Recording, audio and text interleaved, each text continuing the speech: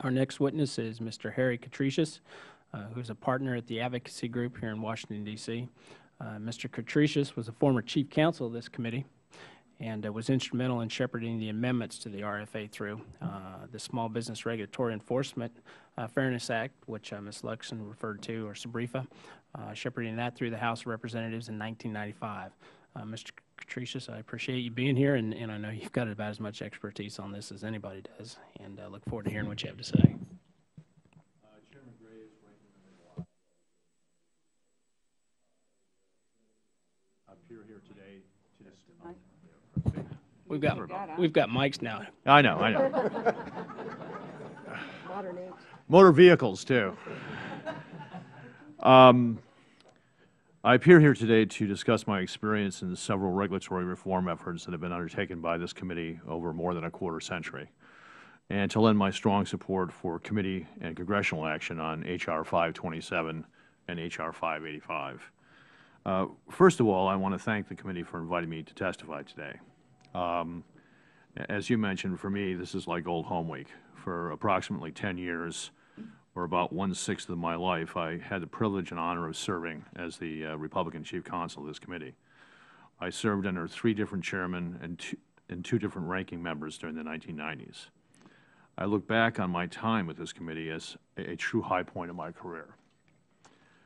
For the freshman members of this committee, I want you to know that your time on this committee will prove to be some of the best time you will have as a member of the House. This has always been a committee where partisan acrimony has been mostly left at the front door.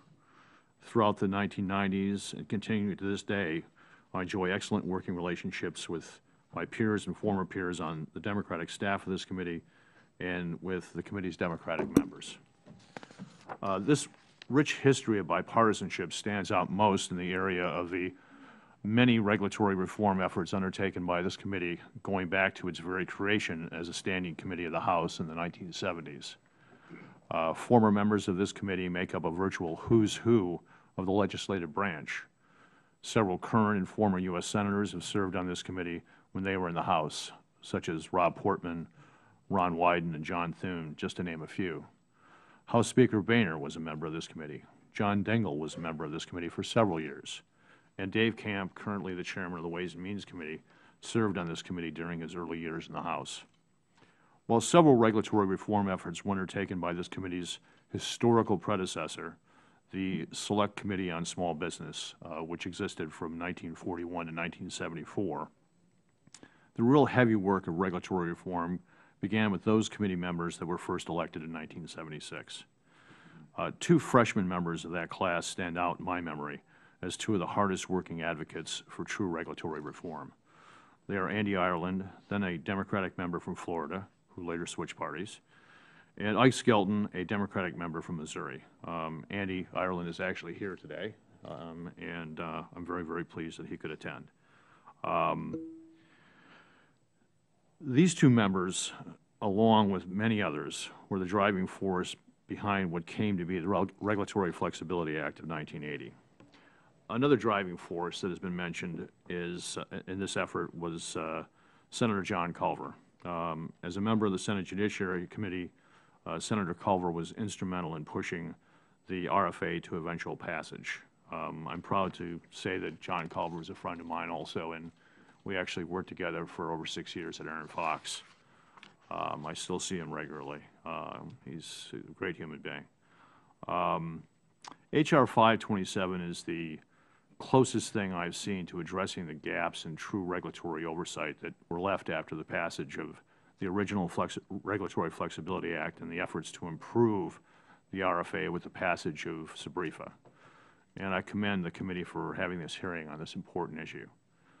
While I wasn't involved in the early work that led to the passage of the original Regulatory Flexibility Act, I was involved in the early efforts to implement it while working with Frank Swain at the Office of Advocacy in the mid-1980s. Back then, many regulatory agencies paid only lip service to the requirements of the RFA. For many agencies, the automatic default was to certify that a pending rule would not affect small entities. They learned very early in the day that to do so held no downsides for them. The Office of Advocacy had no meaningful recourse. By the time the White House Conference on Small Business came about in 1986, the small business community had come to realize that we needed some genuine beefing up of the RFA. Legislation to amend and strengthen the RFA during the late 1980s and early 1990s came and went without final action. In the early 1990s, the 102nd and 103rd Congresses to be exact, we had several small business committee hearings on regulatory reform efforts. In addition to official committee and subcommittee hearings, the House Republican Policy Committee, through its Subcommittee on Small Business, held hearings on reforming and strengthening the RFA. These hearings were chaired by Susan Molinari, the subcommittee's chairman.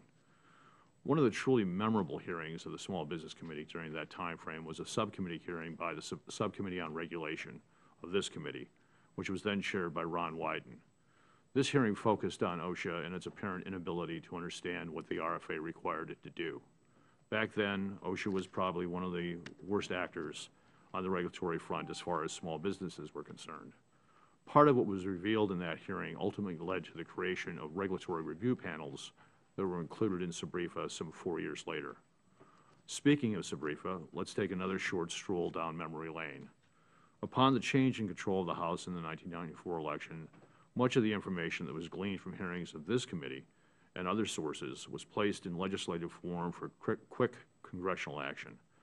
The amendments to the RFA would eventually find their way into SBREFA a year later, moved swiftly through this committee and the Judiciary Committee, and were passed by the full House in March of 1995.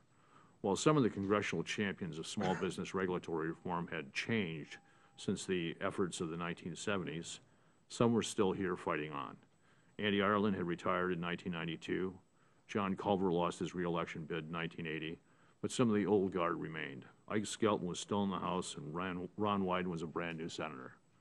Others that joined the fray included Jim Talent, first elected in 1992, Norm Sisiski, first elected in 1980, and Tom Ewing, who took the torch of RFA reform from Andy Ireland as Andy was headed toward retirement. As often happens, the other body took a little longer to get through their legislation for meaningful regulatory reform for small business. But those efforts, led in large part by both the chairman of the Small Business Committee in the Senate and its ranking member, Senators Kit Bond and Dale Bumpers, resulted in what came to be SBREFA. The passage of SBREFA not only gave us most of the needed reforms and enhancements to the RFA, it also gave us pre-regulatory review panels for OSHA and EPA rulemakings, and it also gave us the Congressional Review Act. These and other components were great enhancements to what the House had already done a year earlier. The bad news is that regulators oftentimes make a few adjustments and find new or some of the old ways to obviate compliance with the letter and spirit of both the RFA and the amendments to the RFA contained in SBREFA. While many in this town refer to the press as the fourth estate, I've always believed that regulatory agencies are the true fourth estate of federal government. I firmly believe that the improvements to the RFA and SBREFA contained in H.R. 527 will go a long way in taming the fourth estate of the federal government to the benefit of small businesses. As for H.R. 585, I completely support it. While professionally I've never been involved in the ebb and flow of the size standards, I do believe that the Office of Advocacy needs to be the final arbiter of what a small business is for purposes of federal regulatory action. Thank you again for allowing me to be part of this hearing, and I look forward to your questions. Thank you, Mr. Katrichis.